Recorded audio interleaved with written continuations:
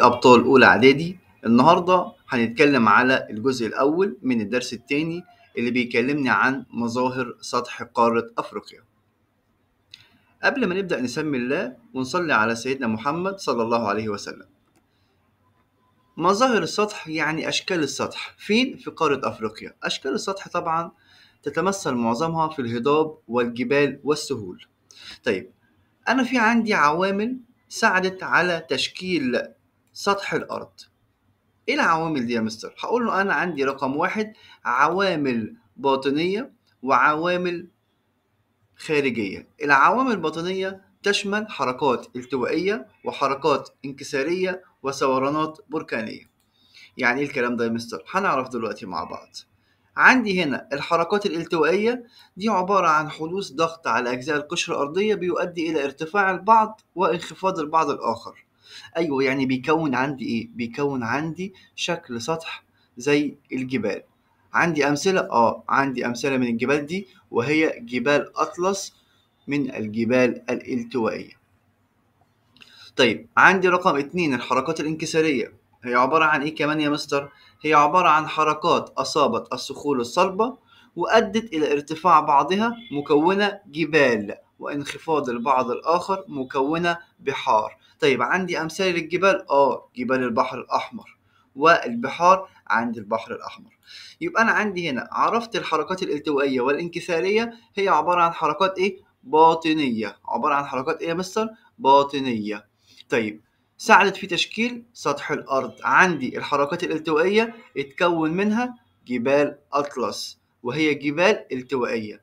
طيب، الحركات الانكسارية هقول له هي حركات أصابت الصخور الصلبة وأدت إلى تكوين أشكال السطح. زي إيه يا مستر؟ عندي الارتفاع كون لي جبال البحر الأحمر، والانخفاض كون البحر الأحمر نفسه. طيب، عندي إيه كمان من العوامل الباطنية؟ عندي الثورانات البركانية. تؤدي إلى إيه يا مستر الثورانات البركانية دي؟ بتؤدي إلى تكوين الجبال والهضاب البركانية. عندي أمثلة من الجبال البركانية دي يا مستر؟ طبعا عندي جبل كليمنجارو، وعندي من أمثلة الهضاب البركانية هضبة الحبشة. يبقى أنا عندي العوامل الباطنية دي اللي ساعدت على تشكيل سطح الأرض. هقول له حركات التوائية وساعدت في تكوين الجبال الالتوائية، أمثلة جبال أطلس. الحركات الانكسارية طبعا ساعدت في تكوين أشكال سطح الأرض مثل جبال البحر الأحمر وهي جبال انكسارية، وعندي كمان ساعدت في تكوين البحر الأحمر. طيب، الثورانات البركانية يا ولاد هقول له أدت إلى تكوين الجبال والهضاب البركانية. عندي أمثلة للجبال؟ هقول له عندي جبل كليمنجارو موجود في قارة أفريقيا، وعندي كمان جبل كينيا، وعندي جبل دراكنسبيرغ. طيب، هو مديني مثال واحد وهو جبل كليمنجارو. عندي الهضبة البركانية هقول له مثل هضبة الحبشة. طيب، دي العوامل الباطنية. هنروح على العوامل الخارجية. هقول له أنا عندي عوامل خارجية، أمثلة التعرية المائية والتعرية الهوائية. التعرية المائية والهوائية دي درسناها في السنوات السابقة. عرفنا إن التعرية المائية هي التي تتمثل في نحت الماء للصخور ونقلها من مكانها إلى مكان آخر، وبينتج عنها أشكال سطح. زي إيه؟ هقول له السهول الفيضية على جانبي الأنهار، والسهول الساحلية على سواحل البحار والمحيطات. طيب، دي اسمها إيه؟ التعرية المائية. منها تعرية نهرية وتعرية بحرية، والاتنين المقصود بيهم نحت الماء في الصخور مكونا إيه يا مستر؟ مكونا أشكال سطح مختلفة زي السهول الفيضية والسهول الساحلية. عندي كمان التعرية الهوائية، هقول له هي نحت الرياح أو الهواء للصخور ونقلها إلى مكان آخر، وبينتج عنها أشكال سطح متعددة. زي إيه؟ هقول له زي الكثبان الرملية بالصحراء الكبرى. يبقى أنا عندي أول معلومة عرفتها في بداية الدرس بتاعي هي العوامل التي ساعدت على تشكيل سطح الأرض، وهي عوامل باطنية وعوامل خارجية. عوامل باطنية حركات التوائية، حركات انكسارية، ثورانات بركانية. عوامل خارجية التعرية المائية والتعرية الهوائية. نروح على المعلومة اللي بعدها وهتتعرف على مظاهر السطح في قارة أفريقيا. مظاهر السطح في قارة أفريقيا يعني هتكلم على إيه يا مستر؟ هتكلم على الهضاب والجبال والسهول. طيب، عندي هنا هضاب عندي مين يا مستر؟ هقول له انا عندي، ثواني اعمل زوم شويه على الخريطه، ايوه عشان تبقى واضحه بالنسبه لكم. عندي الهضاب، هقول له انا عندي هنا هضبه شمال افريقيا، فين دي؟ شمال القاره. وعندي كمان هضبه الحبشه، فين دي؟ شرق القاره. وعندي هضبه البحيرات الاستوائيه، وسط القاره. وعندي الهضبه الجنوبيه. دي الهضاب اللي موجودة عندي فين يا مستر؟ الهضاب اللي موجودة عندي في أفريقيا، أو أهم الهضاب. ماشي، عندي إيه كمان؟ عندي جبال. وإحنا مادام قلنا جبال، في عندي بقى أنواع للجبال. جبال التوائية، وجبال انكسارية، وجبال بركانية. طيب يلا نعرف الجبال مع بعض يا مستر، يلا بينا. عندي هنا الجبال الالتوائية، هقول له جبال أطلس أهي موجودة عندي في الشمال. وفي طبعا جبال اطلس مقسومه الى نصفين، جبال اطلس التل واطلس الصحراء، وما بينهم هضبه اسمها الشطوط. اوكي. طيب عندي ايه كمان يا مستر؟ عندي جبال الكاب تحت في الجنوب اهي. دي جبال ايه يا مستر؟ دي اسمها جبال الالتوائيه، الالتوائيه. ماشي. اوكي. عندي كمان جبال انكساريه، فين هي؟ هقول له جبال البحر الاحمر شرق القاره، او هنقول شمال شرق القاره. ماشي. عندي ايه كمان؟ هقول له عندي جبال بركانيه، زي ايه يا مستر؟ هقول له احنا قلنا جبل كينيا، وايه كمان؟ وعندي جبل دراكنسبرج تحت هنا، وعندي كمان جبل كيلمنجارو. خلاص. طيب انا كده اتعرفت على اشكال السطح بشكل بسيط على الخريطه اللي قدامي. يعني انا عرفت مكان كل شكل من اشكال السطح على الخريطه بتاعه قاره افريقيا. ماشي يا مستر. طيب يلا نعرف التفاصيل، يلا نعرف التفاصيل. نتكلم الأول على هضبة شمال أفريقيا. احنا قلنا موقعها فين؟ هقول له في شمال القارة.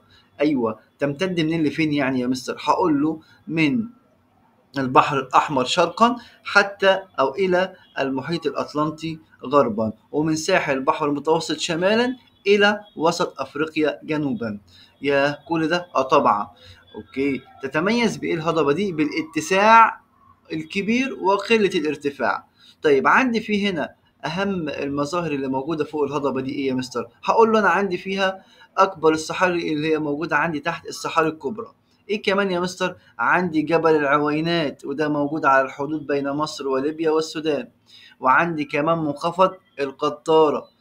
ياه طبعا. وايه كمان يا مستر؟ وعندي العديد من الواحات زي واحة سيوة في مصر، وواحة الجوف في ليبيا. دي اسمها ايه؟ اشكال السطح اللي موجودة فين؟ في هضبة شمال افريقيا. واحنا قلنا تمتد منين لفين يا مستر؟ من البحر الاحمر شرقا الى المحيط الاطلنطي غربا، ومن البحر المتوسط شمالا الى جنوب، او هنقول وسط افريقيا جنوبا.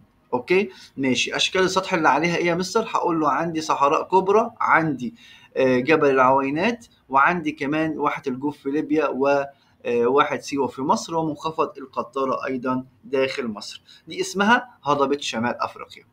ماشي يا مستر. نروح على الهضبة اللي بعدها، وهي هضبة الحبشة أو الهضبة الأثيوبية، وده مكانها بالظبط. خلينا نعمل بس كده ديليت للإشارات اللي موجودة علشان يبقى الشكل واضح بالنسبة لكم، وعارفين أنا في أنهي مكان بالظبط. يلا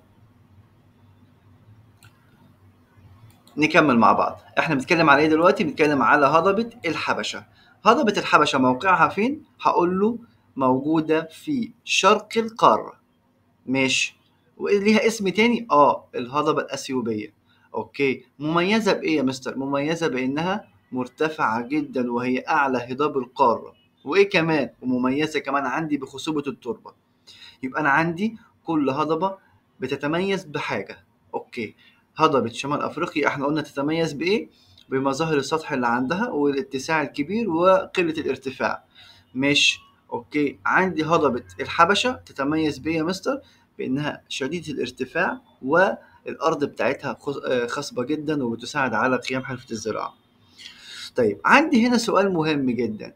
تعد هضبة الحبشة المنبع الموسمي لنهر النيل، بما تفسر؟ يعني ليه؟ هقول له بسبب الأمطار التي تسقط عليها في فصل الصيف. يعني موسمي، في الصيف بتنزل عليها الأمطار، فهي يعتبر المنبع الموسمي لنهر النيل. طيب عندي منبع دائم هتكلم عليه كمان شوية، وهو هضبة البحيرات الاستوائية، وده بسبب تساقط الأمطار طول العام على هضبة البحيرات الاستوائية. طيب مستر، نعم، عايز أعرف بما تفسر خصوبة التربة بهضبة الحبشة؟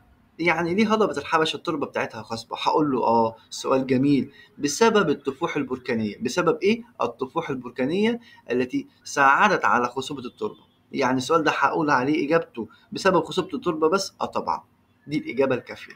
يبقى لو جالي بما تفسر خصوبة التربة بهضبة الحبشة هقول له بسبب الطفوح البركانية فقط لا غير. طيب، ما النتائج المترتبة على خصوبة التربة بهضبة الحبشة؟ هقول له قيام حرفة الزراعة ونشأة الحضارات القديمة. طيب، أنا دلوقتي عندي مية عذبة وعندي تربة خصبة، إيه اللي هيحصل؟ أنا كده وفرت المصدر الرئيسي للحياة أو للغذاء للإنسان. عندي زراعة يعني محاصيل زراعية، نباتات، عندي كمان فاكهة وخضار، عندي مية، خلاص هبني بيوت وهربي حيوانات. ايه اللي هيحصل؟ هقوم اشتغل بشكل كويس جدا وهكون حضارة. اوكي. طيب، يبقى انا عندي هنا ترتب على خصوبة التربة بهضبة الحبشة قيام حرفة الزراعة ونشأة الحضارات القديمة. طيب، عندي ايه كمان يا مستر؟ التفاح البركانية دي عبارة عن ايه يا مستر؟ هي مواد منصهرة خرجت إلى سطح الأرض من خلال فوهة البراكين، يعني من خلال الجزء الأعلى من البركان، ثم بردت وتحولت إلى معادن كافية لتغذية النباتات بالعناصر الضرورية للنمو الخاص بها. يبقى تاني يا مستر، يعني التفاحة البركانية هي مواد منصهرة خرجت إلى سطح الأرض من خلال فوهة البراكين، وبردت وتحتوي على معادن كافية لتغذية النباتات بالعناصر اللازمة للنمو. طيب، ده بالنسبة لهضبة الحبشة، وكمان اتكلمنا على هضبة شمال أفريقيا. هنتكلم دلوقتي على إيه يا مستر؟ هنتكلم على هضبة البحيرات الاستوائية.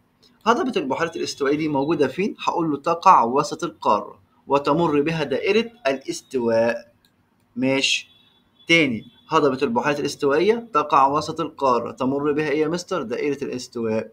طيب، متميزة بإيه؟ هقول له تنحدر من الجنوب إلى الشمال، وعندي وجود قمم جبلية بركانية بها، وكمان عندي بحيرات عذبة مثل بحيرة فيكتوريا. يبقى أنا عندي هنا هضبة البحيرات الاستوائية موجودة فين؟ هقول له وسط القارة، تمر بها دائرة الاستواء، تتميز بالانحدار من الجنوب إلى الشمال، وعندي كمان قمم جبلية بركانية بها، وكمان عندي بحيرات عذبة أمثلة بحيرة فيكتوريا.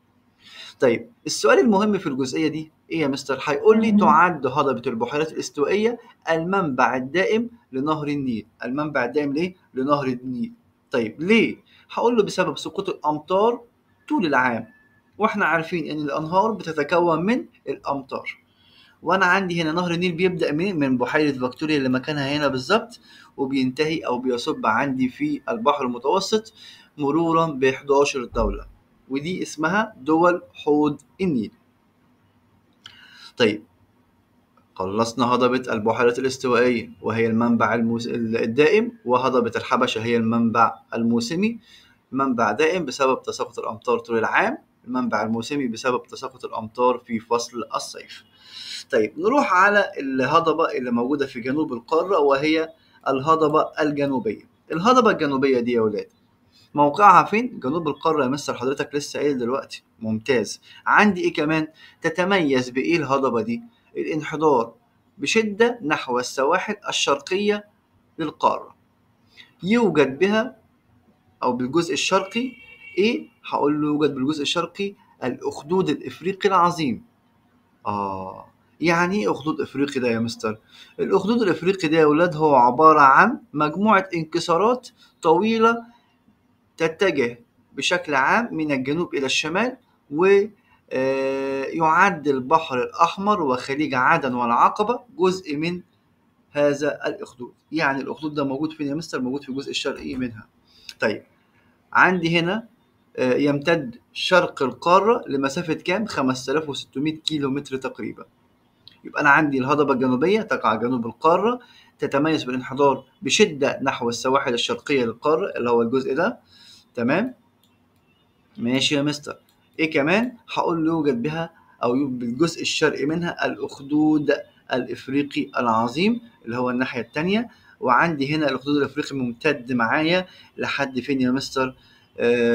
لحد البحر الأحمر وخليج عدن والعقبة. الأجزاء دي كلها عبارة عن أجزاء من الأخدود الإفريقي العظيم. طيب، وهو عبارة عن إيه يا مستر؟ مجموعة انكسارات طويلة نتجت بشكل عام من الجنوب إلى الشمال. واحنا قلنا يعني انكسارات يبقى عوامل باطنية هي اللي كونت أو ساعدت في تكوين الأخدود الإفريقي العظيم. وبكده نكون وصلنا مع بعض لنهاية الجزء الأول من الدرس الثاني، وهو مظاهر سطح قارة أفريقيا. أتمنى تكونوا استفدتوا من المعلومات اللي قدمتها. ما تنسوش دعمنا بالإعجاب والاشتراك في القناة علشان يوصلك كل جديد. كان معاكم مستر إسلام الهواري.